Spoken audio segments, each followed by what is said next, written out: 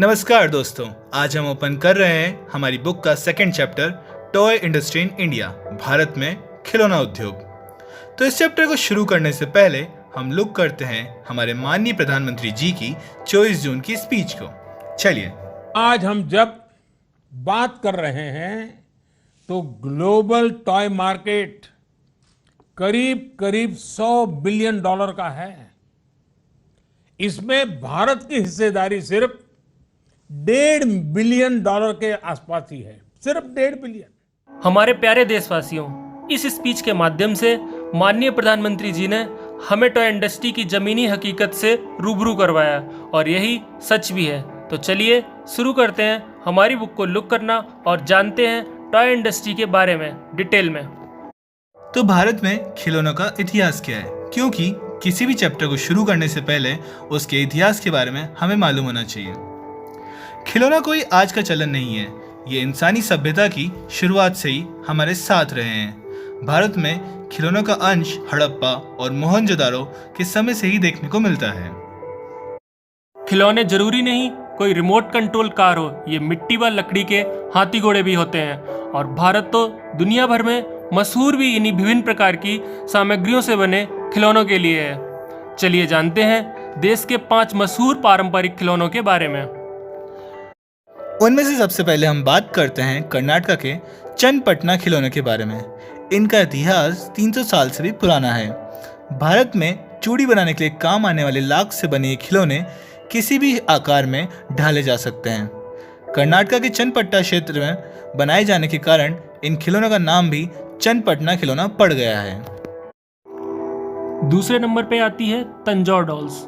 Tanjore dolls Tamil साहित्य में काफ़ी पाई जाती है। इनका सर और शरीर ऐसे हिलता है जैसे कि ये नाच रही हैं। इन डॉल्स की दुनिया भर में काफ़ी मांग है। नंबर 3 पर आते हैं कोंडापल्ली खिलौने। ये बेसिकली लकड़ी से बनाए जाते हैं। आंध्र प्रदेश स्थित विजयवाड़ा इन खिलौनों के लिए काफ़ी प्रसिद्ध है। वहीं नंबर 4 पर देखें तो निर्मल खिलौने। तेलंगाना के आदिलाबाद जिले में बनने वाले निर्मल खिलौने 17वीं शताब्दी से बनाए जा रहे हैं। यहाँ के शासक निम्मा नायडू ने यहाँ खिलौना निर्माण उद्योग की नींव रखी थी। कारीगरों का दावा यह भी है कि ये खिलौने ना तो आसानी से टूटते हैं और ना ही खराब होते हैं। इसमें अगला नाम आता है कठपुतली का। राजस्थान की कठपुतली को देश विदेश में काफ़ी शोहरत मिल चुकी है। राजस्थान घूमने आने वाले विदेशी अक्सर अपने साथ कठपुतलियाँ लेकर जाते हैं। इनकी विदेशों में अच्छी खासी डिमांड है। कठपुतलियाँ वास्तव में खेल प्रदर्शन का हिस्सा है, लेकिन अब लोग इन्हें सजाने के लिए भी खरीदते हैं। ये बात हो गई भारतीय खिलौनों के इतिहास की। आइए नज़र डालते हैं इसके वर्तमान परिदृश्य यानी कि करंट सिनेरियो में। बढ़ती हुई टेक्नोलॉजी के युग में हमारे खिलौनों का स्थान कहाँ पे है? आज की जनरेशन की बात करें तो इंटरनेट ने राज्य ही नहीं बल्कि देशों की सीमाओं को भी तोड़ दिया है। इंटरनेट पर गेम खेलते हुए आप दूसरे देशों में बैठे प्लेयर से भी बात कर सकते हैं।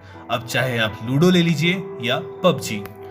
यहाँ तक कि 3-4 साल के बच्चे भी फ़ोन में कार्टून देखना ज़्यादा पसंद करते हैं। इन कारणों से खिलौनों की डिमांड काफ़ी गिर गई है। उनमें भी मिट्टी लकड़ी के गुड्डे गुड़ियों की जगह नई टेक्नोलॉजी और प्लास्टिक के बने खिलौने जैसे walking robots, battery powered car market में ज़्यादा जगह बना रहे हैं। दुनिया भर में चीनी खिलौनों की डिमांड सबसे ज़्यादा रहती है। वर्ल्ड टॉय इंडस्ट्री की बात करें तो चीन दुनिया में सबसे ज़्यादा खिलौने एक्सपोर्ट करता है। एक रिपोर्ट के मुताबिक विश्व के करीब 80% खिलौने तो चाइना में ही बनते हैं और पूरे विश्व में होने वाले टोटल एक्सपोर्ट में 65% हिस्सा चाइना का है।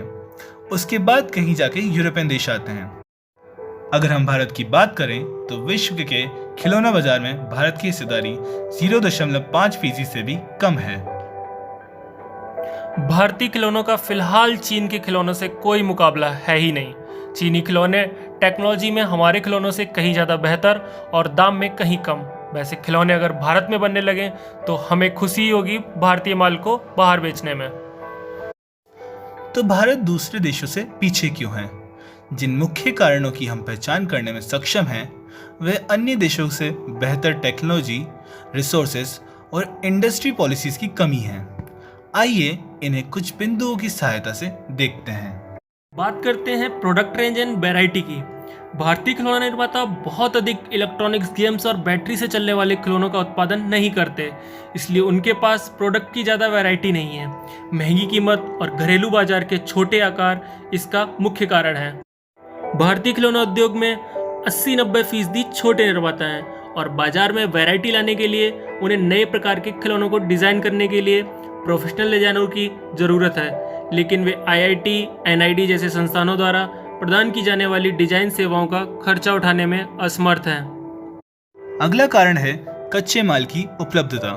प्लास्टिक का कच्चा माल भारत में उपलब्ध तो है, लेकिन कीमतें चीन से 25% अधिक है, जिससे प्लास्टिक के खिलौनों की प्रोडक्ट कॉस्ट अधिक हो जाती है।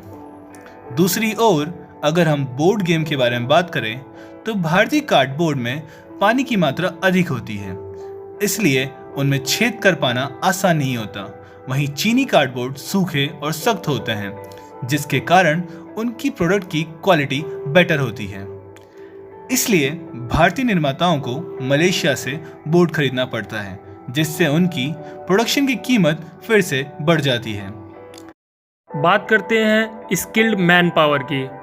बहुत ही महत्वपूर्ण चीज़, भारत में खिलौना उद्योग के लिए कुशल श्रमिक खोजना कठिन है, इसलिए खिलौने निर्माता 12वीं कक्षा के कर्मचारियों को ही काम पर रख लेते हैं और उन्हें नौकरी का प्रशिक्षण देते हैं। लेकिन कुछ महीनों के बाद उनकी उम्मीदें बढ़ जाती हैं और वे उच्च वेतन की उम्मीद करते हैं।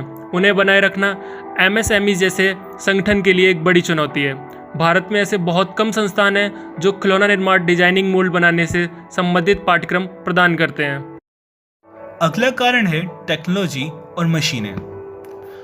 भारत में सांचों की डिमांड बहुत ज़्यादा है, लेकिन मैन्युफैक्चरिंग यूनिट्स कम हैं, जबकि चीन में लगभग 20,000 सांचे बनाने की कंपनीज हैं। साथ ही ज़्यादातर भारतीय कंपनियां पुरानी तकनीकी का इस्तेमाल करती हैं, जिसके कारण उत्पादन कम होता है।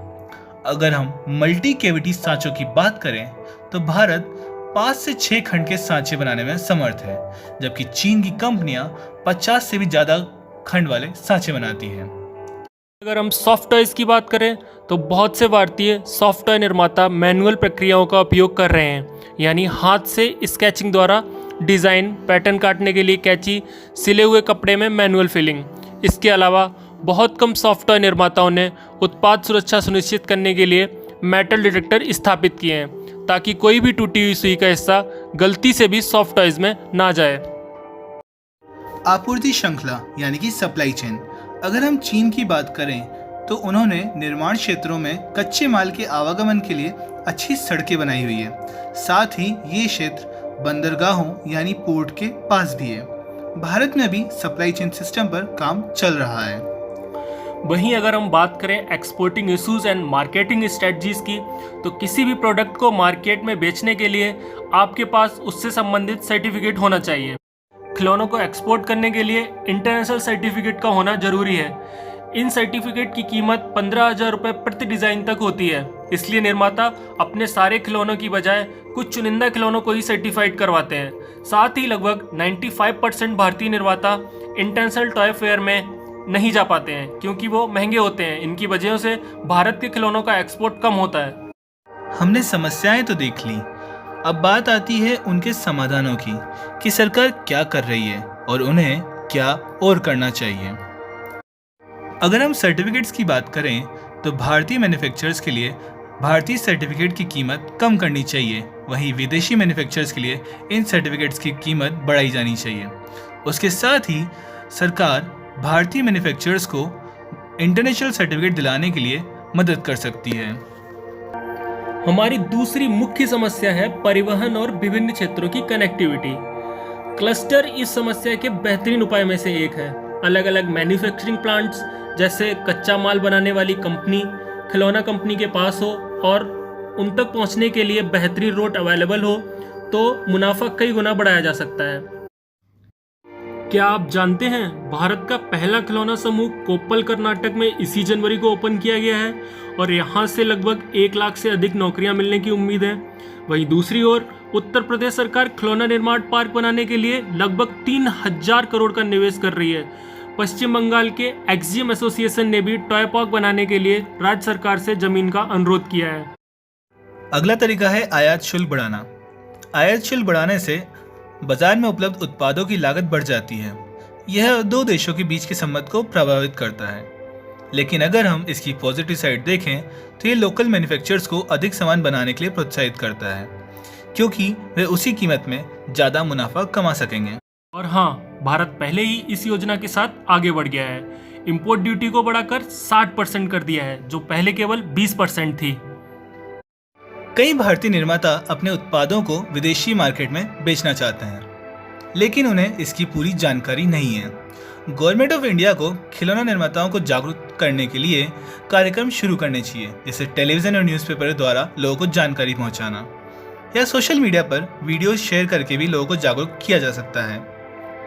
सरकार द्वारा श्रमिकों के लिए छोटे प्रशिक्षण कार्यक्रम भी शुरू करने चाहिए, वहीं से उन्हें नौकरियां भी दिलानी चाहिए। निर्माताओं के लिए आसान लोन सुविधा बनानी चाहिए, जैसे किसानों के लिए हमारा कृषि ऋण है। इसके अलावा स्टार्टअप्स के लिए 3 साल तक टैक्स में छूट जैसी सुविधाएं सरकार पहले से ही मुहैया करा रही है। भारत में खिलौना प्रदर्शनी या मेलों का आयोजन ज़्यादा से ज़्यादा करना चाहिए। हाल ही में हमारा पहला खिलौना मेला इंडिया टॉय फेयर 2021 था।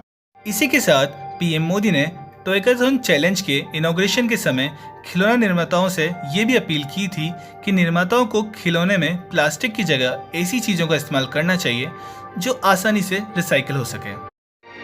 क्या आपको लगता है चाइना एक दिन या एक साल में टॉप खिलौना एक्सपोर्टर बन गया? नहीं, उन्होंने 1997 से शुरुआत की और यहाँ तक पहुँचने में उन्हें 12 साल लगे। यदि भारत उस स्थान पर आना चाहता है तो उसे विभिन्न क्षेत्रों में काम करने की जरूरत है। जैसा कि हमने अभी चर्चा की है, केवल चीनी खिलौनों का बहिष्कार करके हम टॉप पोजीशन पर नहीं जा सकते। छोटे निर्माताओं को सपोर्ट करने और बुनियादी ढांचे, सप्लाई चेन, वित्तीय सहायता आदि प्रोवाइड करने के बाद ही हम उस पोजीशन तक जा सकते हैं। So we have to learn, we have to research. हमें नई टेक्नोलॉजीज को अपनाना होगा, हमें मैन्युफैक्चरिंग प्रोसेस सीखनी होगी। इसी बात के साथ ही हम इस वीडियो का अंत करते हैं। हमें कमेंट सेक्शन में बताइए कि आपको आज की वीडियो कैसा लगा और आपको क्या लगता है भारत आत्मनिर्भर कैसे बन सकता है। फिर मिलते हैं अगली वीडियो में, तब तक के लिए जय हिंद, जय भारत।